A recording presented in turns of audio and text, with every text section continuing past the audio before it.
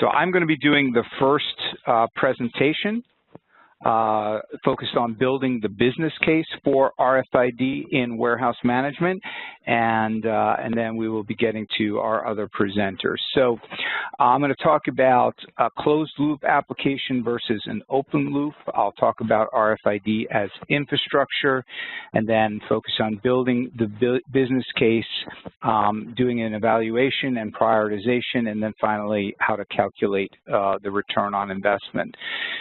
So it's very important to understand open loop versus closed loop. Open loop solutions span multiple organizations and locations, and tagged items do not return directly to the location they were sent from.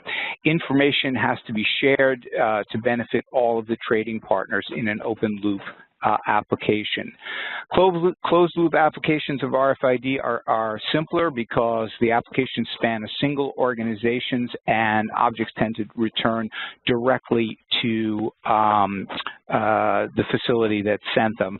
So for example, you may have a manufacturing facility, you may put items into containers, send them to a warehouse where they're removed from the containers, and then the tagged retainers are returned to manufacturing. And so you can track those all the way through, and company has control of the containers throughout their life, and also the information associated with those applications.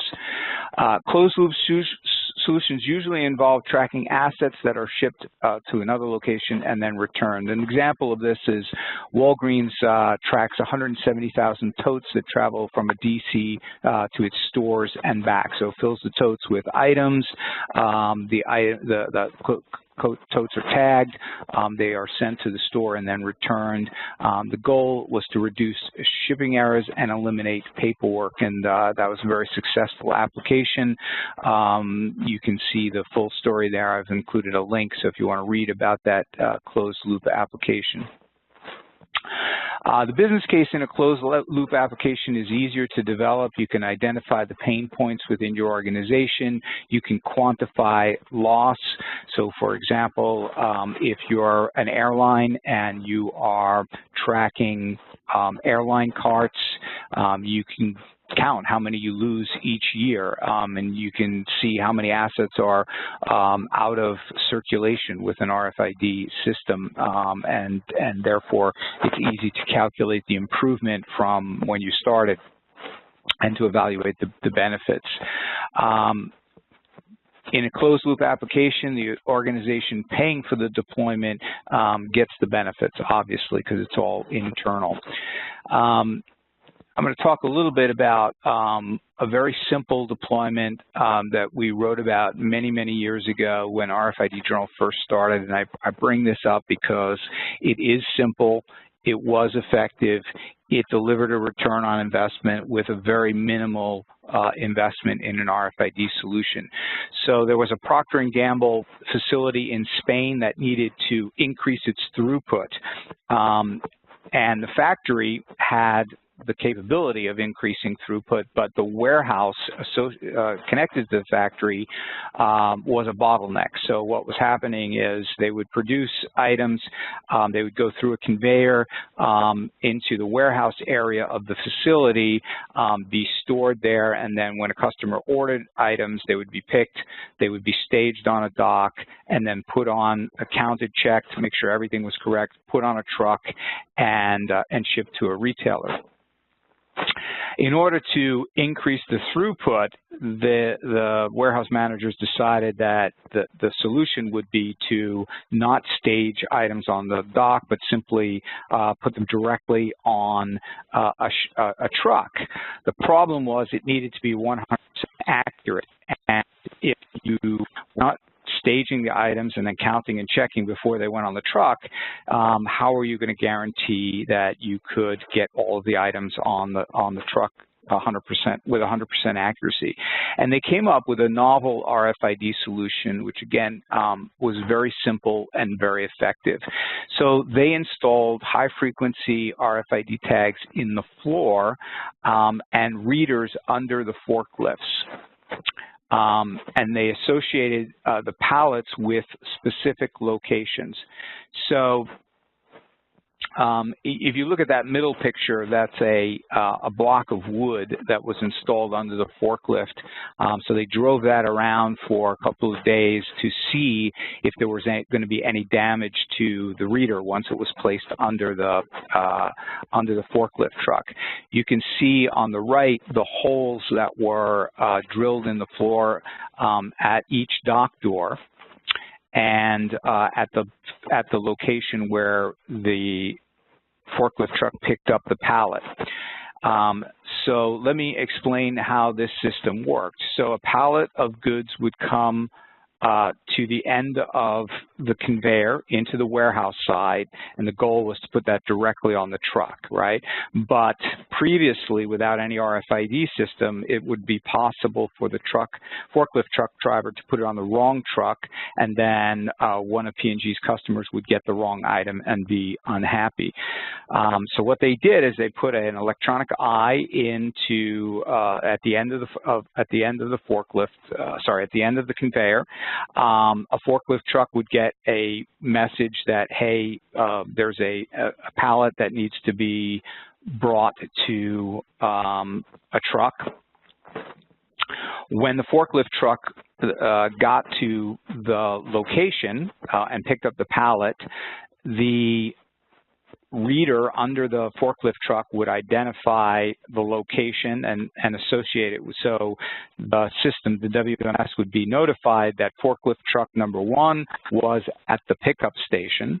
And then as soon as the electronic eye no longer read the pallet, there was no longer an object there, it was assumed that pallet A was on forklift truck 1. WMS would then send the forklift truck driver a note and say, hey, this goes to dock door number 18.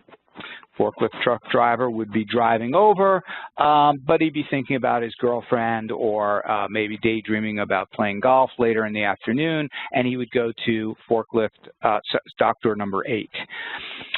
As he passed over the RFID tags onto the floor, the reader would read the tags and send a message to the WMS that forklift truck number 1 with pallet A was at dock door 8.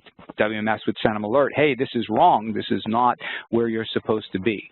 Forklift truck driver could then back up and go to the correct door, put the item on, or potentially override if there was a reason to override and say, no, in fact, there was a message that this belongs on forklift truck at dock door number 8 and not 18. And by doing this, the system was able to get 100% accuracy. They were able to increase their throughput in the warehouse, and they were actually able to reduce the number of forklift truck drivers because it was a much more efficient system. So the system cost less than $100,000. The benefits are increased throughput, 40% faster than the old system with barcodes, which that was the main goal.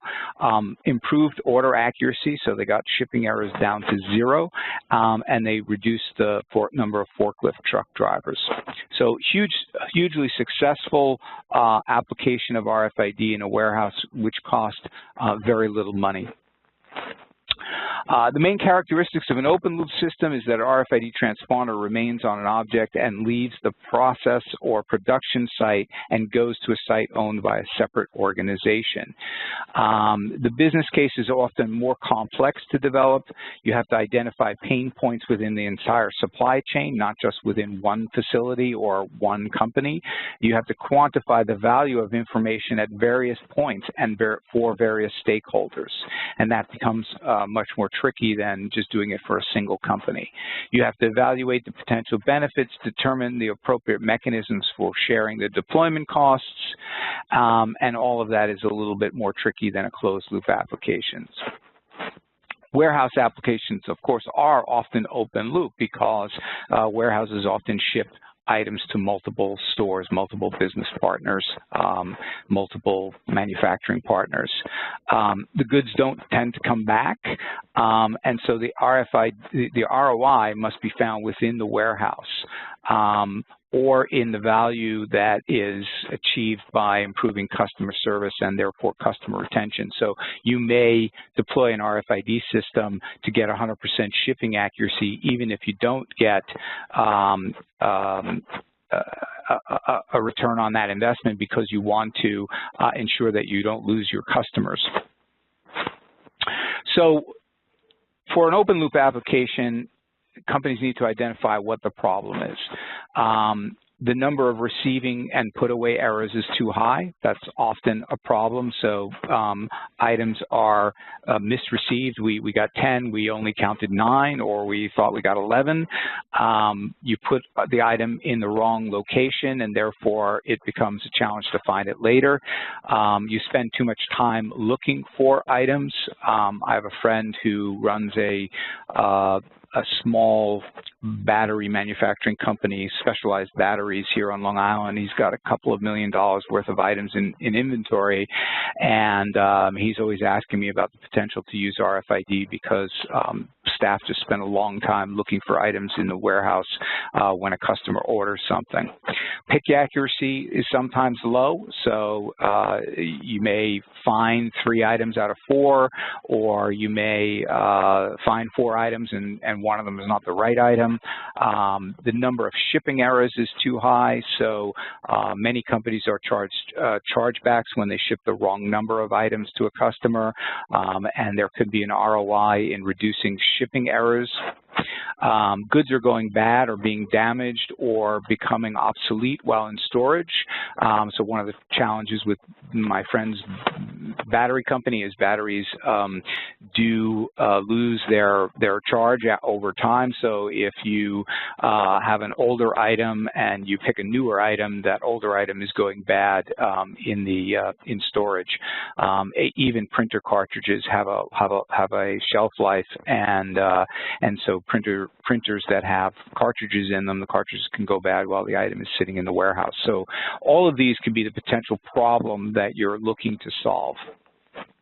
So it's important to identify the goal of the project. It's not just, hey, we want to use RFID in our warehouse because we think it's cool.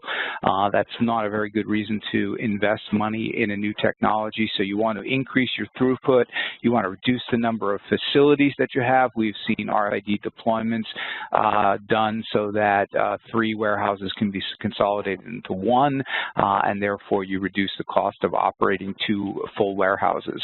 You want to reduce labor costs within the warehouse, not have so many part-time or full-time employees running around looking for things. You want to be able to find them more quickly and accurately, and improving on-time delivery. So obviously manufacturing is very competitive, and everybody's trying to get leaner and trying to do just-in-time manufacturing. So in order to hold on to your customers, you may need to improve your on-time deliveries. So building the business case, a couple of things that are important: map the business process in the warehouse and draft clear business requirements, what you're hoping to achieve. Identify the right RFID system that will address the business requirements, and Yigal will talk more about that a bit later.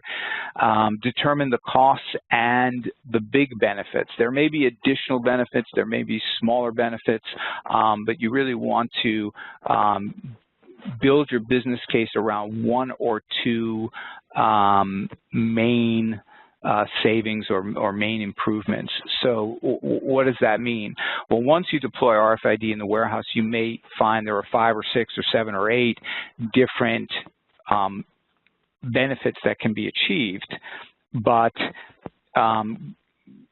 calculating accurately all of that and the ROI, and going to the CEO and saying, hey, we think we should do this because it's going to save us $1 million a year and we're going to get an ROI in 3 months, usually is met with a lot of skepticism, and often the projects don't go ahead.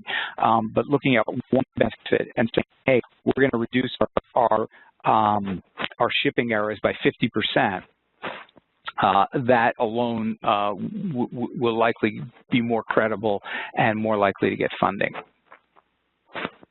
So So how much will, some questions to ask yourselves, how much will we save if we reduce receiving errors? What's the financial benefit? Sometimes that's very easy to calculate. Hey, we're getting charged X amount per year. If we reduce that by 50%, we'll get a return on investment. Sometimes it's a little bit more difficult if you're not getting chargebacks, but there's still a cost associated. Sorry, I'm talking about shipping errors now. There's still a cost associated with shipping errors because you know, you have to correct those errors. There's work involved. There's getting the items back and then reshipping and costs associated with shipping the items secondarily for free. In terms of receiving errors, if you're receiving, making receiving errors, you're not accurately recording everything that's coming in. There's a cost associated with that. Can we reduce labor costs if we cut receiving, pick, and shipping verification times? That may be a benefit that you can calculate and determine the ROI against. How much can we save if we increase throughput? That could be a huge benefit. So there are things that you need to consider in developing the system. Where will items, containers, and assets be tagged? So if it's closed loop, we put the tags on and that's it. They stay on and we track the items as they rotate through our supply chain. But in an open loop system, you may be getting containers from your customer and then tracking them as you ship them on to, from your supplier and then tracking them as you ship on to your customer. In that case, who's tagging? Are you tagging when the items arrive? Or is your supplier tagging? These are going to be things that you're going to need to work out. How, when, and where will the identification numbers in the tags be associated with the items in the inventory management system? So sometimes what happens is a supplier will tag items and they will send you an advanced ship notice and say these IDs are associated with these items, and then that information gets inputted into, uploaded into your inventory management system, and then when the tags arrive, you say, yes, I received this item because I've read the tag now. But you need to work out when, where, and how that association will be done.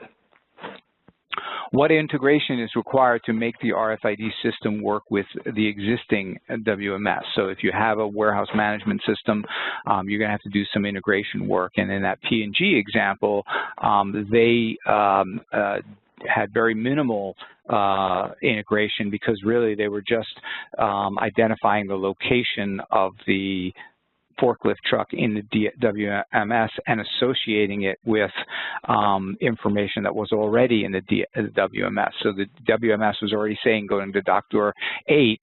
We're just confirming that you're actually at dock door 8. So you want to begin to deploy a pilot and observe the performance of selected technology. So you work with a systems integrator. They recommend the technology. Maybe you test it, but you want to see in your facilities if those technologies, those tags and readers are going to work the way you expect them to work. Uncover any challenges that might not have been accounted for during the planning stages. There are things that do come up. If it's an older warehouse, for example, there might be lead paint on the walls, and then when you go to install your readers, you may have to deal with issues associated with lead paint or with asbestos or something along those lines. You may not have calculated the cost of running electric to each dock door to power the RFID reader. So those are things that you're going to have to take into account during the pilot stage. Measure the process improvements and the time savings. So in the pilot, are you actually reducing shipping errors? Are you actually reducing the labor cost to look for items in the warehouse? Look for external factors that may skew your results. So let's say, for example, you find out that shipping error went down by 50% during the pilot.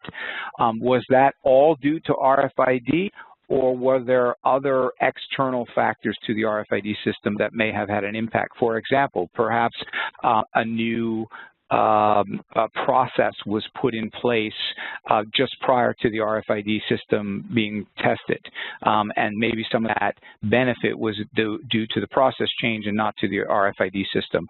You want to check that and make sure that you can associate the benefits to the RFID system. And then you should run the pilot again just to double check the results and confirm that the benefits you're seeing are actual and repeatable. Evaluation and prioritization. So what are the quantifiable costs and benefits? What is it going to cost to install the readers and tags, and upgrades to the software that are needed? Will the initiative deliver real bottom line benefits? So will there be fewer chargebacks? Will there be less labor costs associated with operating the warehouse? Will the initiative create a strategic point of difference between you and your competitors in terms of the quality of the service, your ability to deliver on time? These are the things that need to be looked at in the pilot, in the post-pilot stage. So confirm the benefits can be achieved. Make sure the RFID hardware and software perform as appropriate. Resolve any technical issues.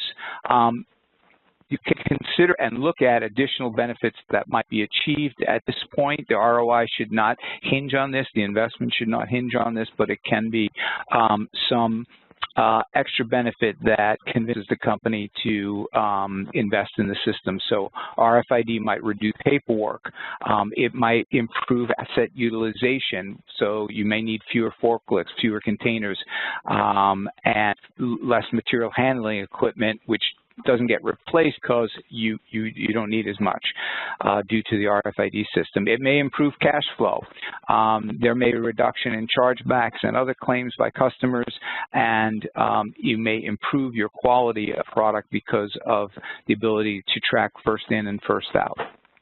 Consider all the costs, including tags, readers, antennas, mounting accessories, bollards to protect the readers, label printers and applicators you may need for exception handling, ancillary devices. You may need light stacks and motion sensors to alert forklift truck drivers and other staff when things happen or don't happen as appropriate.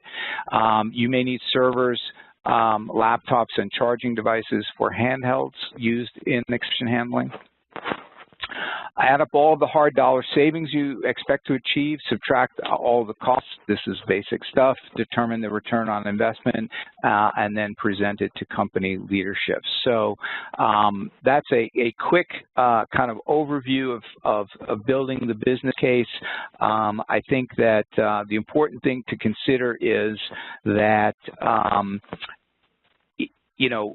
there will be costs that will be shared. So your supplier may put on the tags, or they may ask you to help pay for the tags. Those are things that need to be worked out in an open loop application. So those are the, that's my presentation. We have a few minutes for questions. If anyone has any questions, I would be happy to take them now. Let me just open up my question tool so far. Okay. RFID overhead reader, are they a good solution for warehouse management? They can be. It really depends on the application. And it depends on your facility. So if you have an open plan in your items are all plastic, for example, an overhead reader system might be ideal. Overhead readers tend to tell you the rough location, height, and in 3D. So that can be a very useful. The issue of RFID systems is if you have a lot of metal, let's say, for example, you have metal barrels, and you have them stacked one in front of the other, with an overhead reader, it might not be possible to get energy. Well, actually, with almost any reader, it would be hard to get energy to the to tag behind the barrels in the front. And so with a handheld, you could possibly reach behind one barrel and read the tags on the items behind it. So you've got to kind of think about the items that you're tagging, the setup of the facility. There are a lot of different things to consider, and of course, a good systems integrator will help you evaluate those and choose the best technology. What kind of tags do you recommend, HF or UHF? In general, warehouse applications tend to skew towards UHF because the longer read range required. So, for example, I was in a Hewlett-Packard printer facility in Brazil where they tag all of the print engines, put them in a warehouse, and then ship them out to be assembled. And the stacks are often 30, 40 feet high. With an HF tag, you would not be able to read that very easily. You need that long range. A dock door can be 10 to 20 feet wide. On a 10 wide door, a tag going through the middle, you're going to need at least 5 feet of read range, maybe 10 feet of read range. Again, HF is probably not going to do that. So I would say most warehouse applications are